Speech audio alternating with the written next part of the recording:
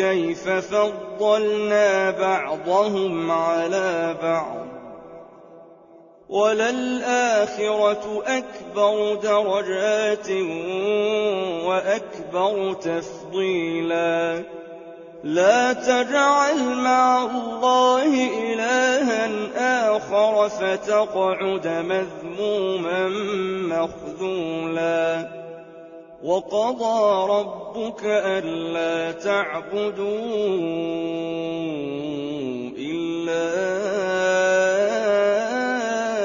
إياه وبالوالدين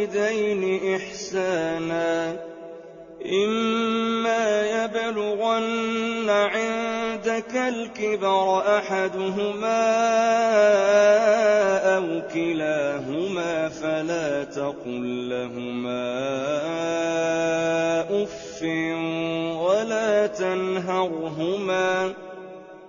فلا تقل لهما أف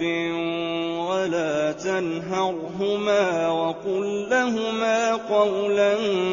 كريما واخفض لهما جناح الذل من الرحمة وقل رب ارحمهما كما ربياني صغيرا ربكم أعلم بما في نفوسكم إن تكونوا صالحين فإنه كان للأوابين غفورا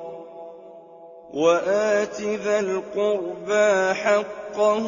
والمسكين وابن السبيل ولا تبذر تبذيرا إن المبذرين كانوا إخوان الشياطين وكان الشيطان لربه كفورا وإما تعرضن عنهم ابتغاء رحمة من ربك ترجوها فقل لهم قولا ميسورا ولا تجعل يدك مغلولة إلى عنقك ولا تبسطها كل البسط فتقعد ملوما محسورا إن ربك يبسط الرزق لمن يشاء ويقدر إنه كان بعباده خبيرا بصيرا